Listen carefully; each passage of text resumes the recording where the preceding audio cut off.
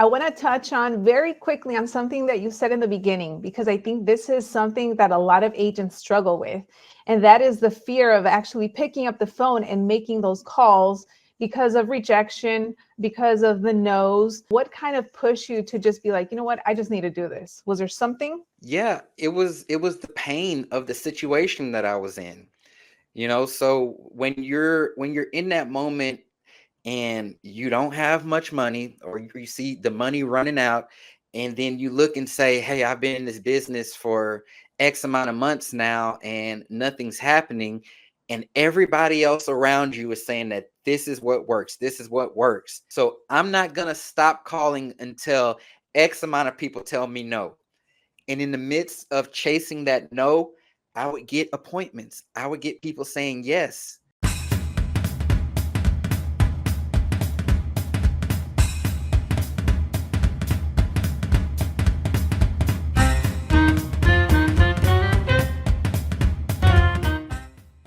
Would you like to be taking 2 to 3 additional listings every single month? If the answer is yes, then make sure to get your paper and your pen ready, because today's guest is going to share with us everything that you need to be doing to achieve this. Now, before we get onto the interview, I want to make sure that you know that we have so many previous interviews that we have done with other coaches. You can go ahead and watch them here on YouTube, or you can also listen to them on your favorite streaming platforms. Now, with that being said, I want to go ahead and bring on our special guest today, Chastin Miles. Hello. What's going on, Chastin? For everyone that is watching that maybe is not familiar with you, go ahead and give us a little bit background about yourself. Sure. Thank you for having me, Loida. Yeah, so my name is Chastin J. Miles, and I have been in the industry for over 10 years now. I got my start as a real estate agent back in 2013. I was only 23 years old, and I had recently relocated from Georgia to Texas and decided to hop into real estate. I didn't know much about the business or what it entailed, and I actually went broke trying to build this business. So just through a lot of trying different things, trial and error, just figuring it out, I was finally able to get my first deal closed. And from there, it was really about me building a name for myself, building my brand. Fast forward all these years later, I've been able to build a massive real estate team. I currently speak all across the country to other agents, helping them build their businesses, because I know what it's like to start with practically nothing. And so I'm super excited about being here and sharing with you all value, just anything that I can. But that's my story in a nutshell. That's awesome. And I'm sure that a lot of the people that are watching this can probably relate, especially to the point that you mentioned of, kind of going broke as you're trying to figure things out in the business. So, what I want to focus on today is getting consistent activity every single month, whether it's buyers, especially sellers. There's so much talk going on right now for buyer's agent and what those commissions might look like. So let's talk to that agent that's looking to transition to being a listing agent. For you, what did that look like to start focusing on listings and going after sellers?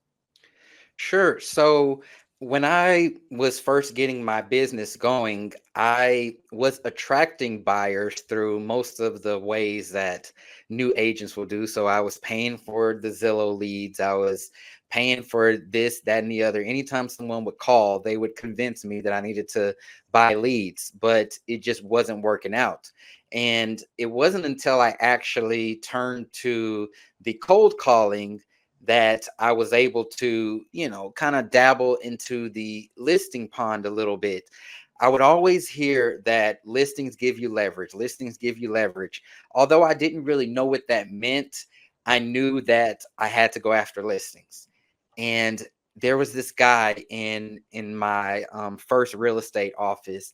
Every single day, he would just sit there and cold call, cold call, cold call. And it terrified the crap out of me, because I would hear him get hung up on. I was like, I never want to do that. But then he would also, on the flip side, get listings.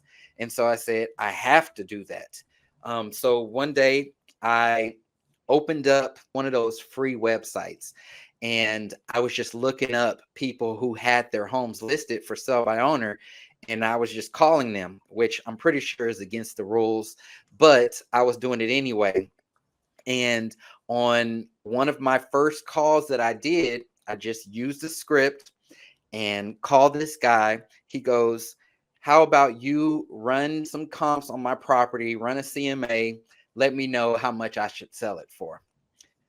Got off the phone. I didn't know how to run a CMA. I didn't know what to do, but I went and got help like right then at that moment. I sent him a CMA probably an hour later, and he called me back and let me know that he was giving me the listing. So I was like, gosh, this was easy, right? But he goes, do you want to know why I'm giving it to you? I said, yeah, of course. Why are you giving it to me? And he said, because you actually did what you said that you were going to do. And that became another lesson for me. I said, okay, I got to put that in the book now. Always do what you say that you're going to do. And ever since then, I have been addicted to getting listings, because listings, they let you put your sign in the yard. Buyers get to see it. You get to hold open houses. You get to market the crap out of that. And the other agents will bring you buyers. So that's what got me started with listings. And then I just became addicted to the game. Like I loved marketing. Loved doing videos in my properties and just everything that came along with listings. That's awesome. I want to touch on very quickly on something that you said in the beginning, because I think this is something that a lot of agents struggle with. And that is the fear of actually picking up the phone and making those calls because of rejection, because of the no's. So for you, what, maybe it was mindset, but what kind of pushed you to just be like, you know what, I just need to do this? Was there something? Yeah, it was the pain of the situation that I was in. So when you're in that moment and you don't have much money, or you see the money running out, and then you look and say, hey, I've been in this business for X amount of months now and nothing's happening, and everybody else around you is saying that this is what works, this is what works. Eventually, when it gets hard enough, you gotta suck it up and just do it. Now, mentally, I did not think that I knew how to cold call. I didn't think that I knew the scripts. I didn't think that my voice sounded good on the phone. I thought every negative thing that one can think when it comes to cold calling. The only thing that I did think and keep in my mind was, Chasing, these people, they don't know you. They don't know you. So, like, what are they going to do? What are they going to do? Nothing. We're going to get off the phone. But at the end of the day, everybody's going to go and do their own thing. So that was literally the worst that could happen. And I would oftentimes compete against myself, where I would say, how many people can I get to tell me no today? So I'm not going to stop calling until X amount of people tell me no. And in the midst of chasing that no, I would get appointments. I would get people saying yes. Right. So I had to kind of make it a little game for me and, just think about that worst case scenario. And that's what I had in my mind the whole time. It's funny that you say that, because that's almost like the same talk that I would have in my head. And I started to tell myself, at the end of the day, if I mess up, they don't know what I look like. They don't know what I live, where I live, what I do. And sometimes we as agents, we get stuck on maybe this bad conversation. And the reality is that whoever we spoke to, as soon as they hang up, they're not even thinking about you. Like, you are nothing to them. So there's no point in us, hanging up or feeling like, oh man, like I can't keep going. So I'm glad that you mentioned that. Yeah. So, you get your first listing. This is a for sale by owner. So how do you start leveraging that to potentially get more clients? Sure. So that was my next challenge. I didn't know how to leverage. Okay. But what I did know was I needed this home sold. And so, really, me leveraging that property was me doing it without knowing what I was doing. I was pulling out all the stops. I was hosting an open house in this property every single weekend until it sold. And little did I know what was really happening, because all of those people that were coming in were now people that were going into my database. So they were buyers now going into my database. Another thing that I was doing was I was sending out postcards. I was calling the neighbors. I was visiting some of the neighbors. Little did I know that was building more connections for me, right? Little did I know that was showing other homeowners in the area, hey, this guy really markets this listing. I could possibly want him to market my home. And then there was social media. Since I only had one listing at that time, almost every post that I was putting out there, it was about this home.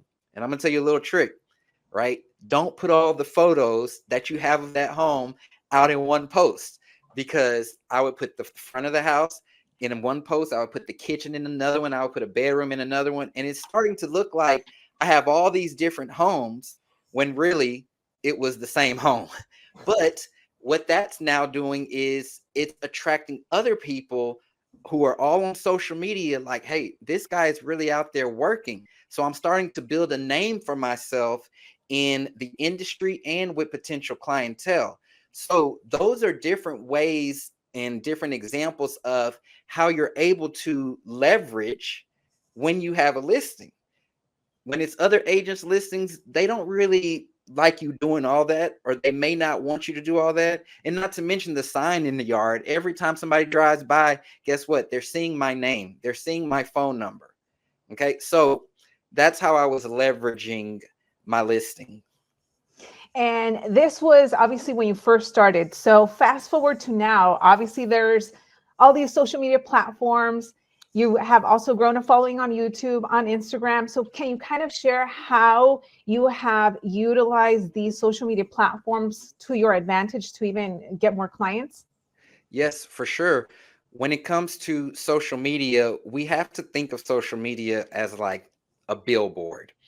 Okay, because truly the magic happens when you begin building that relationship with someone. So when you actually start talking to them and y'all are in the DMs or y'all are at a meeting, that's when the magic happens. But the social media platforms, these are your billboards. And if we think of any billboard, right, you don't really recognize a billboard until you've probably seen it around 30 times, right? So once you've passed that billboard so many times, now you start to notice it and you're like, oh, wow, but it's been there the whole time.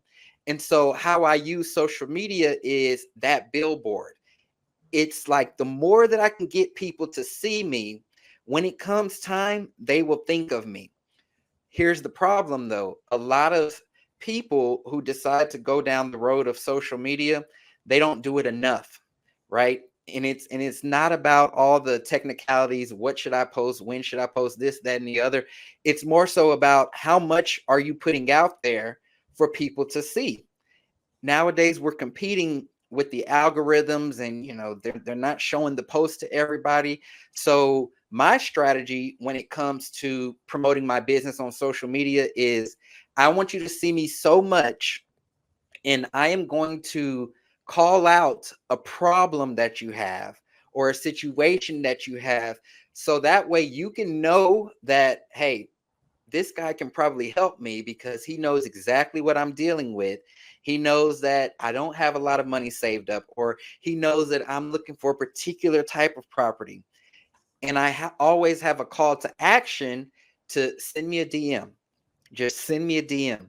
Once that conversation opens, now I get into the real meat of it and converting that person to a client. But everything on social, that's my billboard. And I want people to see my billboard as much as possible.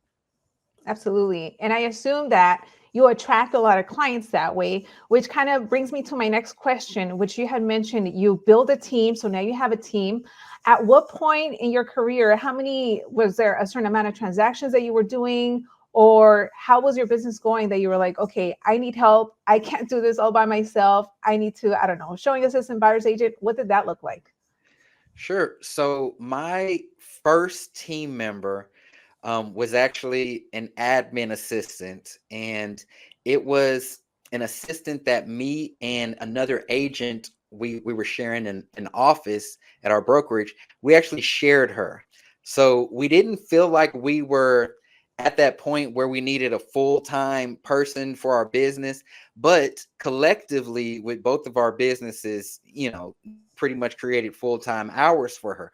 So we started with sharing an assistant. We had two separate businesses though. Then from there, I got my first buyer's agent. Now, the choice came to get my buyer's agent when I was going on more listing appointments and I couldn't service all of the buyers. So I truly needed somebody to go out there and show homes to buyers because I was starting to miss out on opportunities, right?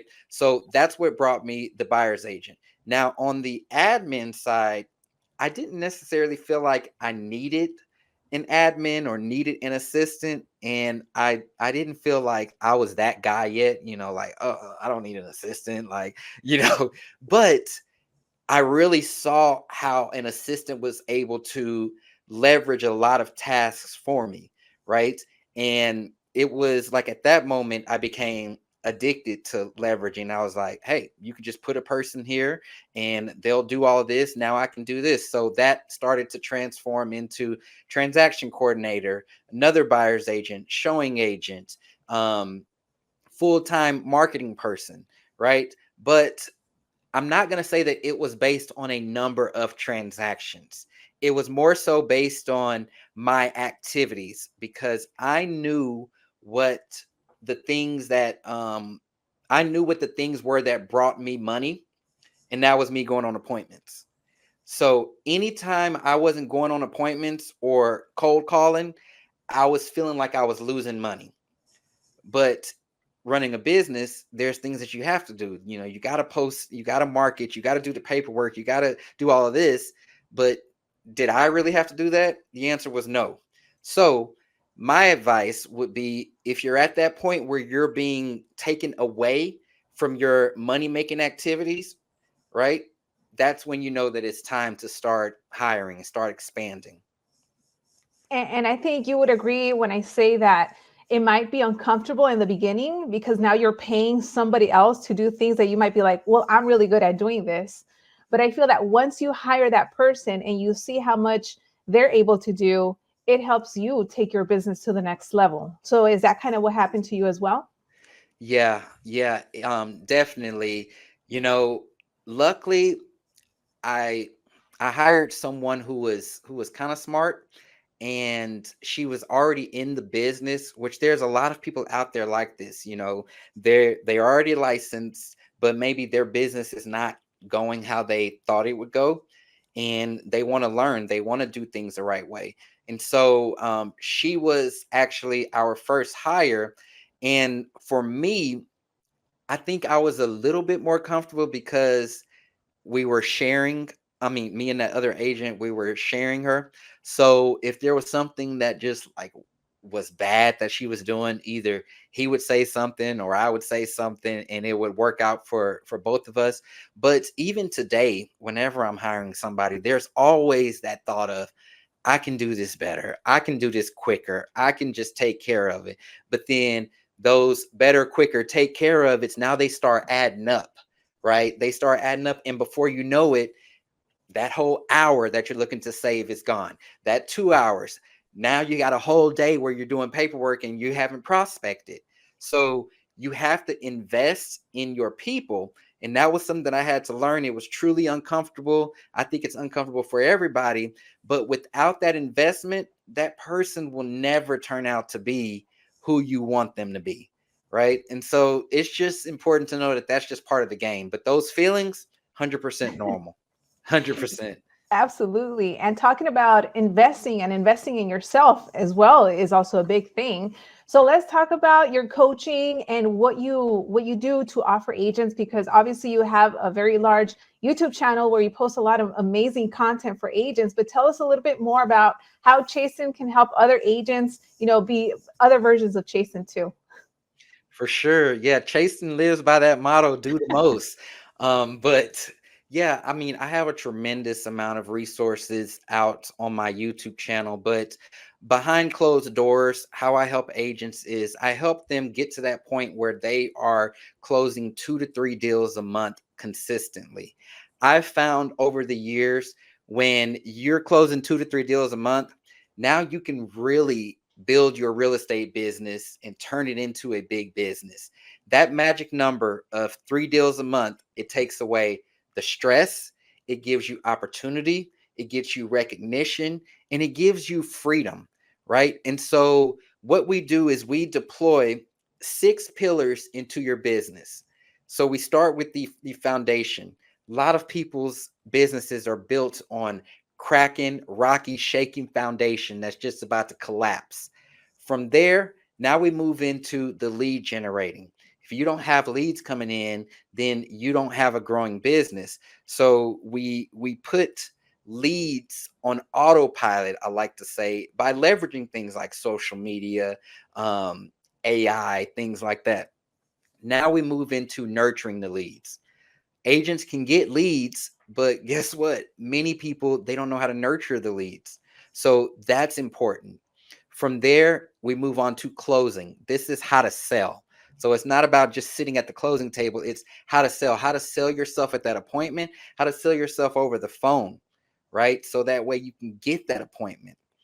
After that, now we're moving into the actual back office. So making sure your systems are set up the right way, your procedures, you want to create that environment that you can place assistants in and have your assistants train other assistants. Now we're creating exponential growth within your corporate structure. From there, it's about turning your whole business into a referral based business. As you are working hard, closing deals, getting clients, now you need to give yourself more time and more freedom. And the only way that you can do that is by turning your business into a referral based business. Just think about how good it would feel to know that your phone rings with people wanting to work with you instead of you chasing down people left and right. So that's the transformation that we do. And we do that all based off of 2 to 3 deals a month. So you could definitely go to my website, look into that. We got the link here, and yeah, that's how I help agents. Awesome. And we'll make sure to post all of your links also in the description box below. But with that being said, Chastin, thank you so much for all of the awesome knowledge that you have dropped, sharing your experience. I think that a lot of agents will be able to relate. And hopefully after this video, they'll get it together and pick up the phone, start making calls, start leveraging any deals that they have going on, and look into your coaching. So any last words you want to leave agents with, especially the ones that are kind of on the fence or maybe looking to transition from being a buyer's agent to listing agent? Yeah, the biggest piece of advice that I'd like to give people is always remember now is the time. Now is the time. So, what I want you to do is I want you to subtract the words, I'm going to do this when, or come January 1st, or, once I have this closing, then I'm going to do it. No, for everything. Now is the time. You see what's happening in the market. You see that agents are, or people are becoming licensed every day, and people are leaving the business every day. There's no need to wait for anything. Our calendar year does not work like everybody else's. It's about doing it now. Everything that you do today, you can expect to see the results in the next 90 days. So ask yourself, what am I doing today? And how is it going to look for me 90 days from now? Once you ask yourself that, then say, I'm just going to do this right now. And that's what I live by. So that's my biggest piece of advice. Do the most, no time to wait. There you go. Now is the time. You heard it here. You heard it from Chastin. Chastin, once again, thank you so much for being here. We'll make sure to post all of your links in the description box below. And for everyone watching, make sure to rewatch this episode if you need to take down some notes and watch our previous ones. All right, we'll see you on the next one.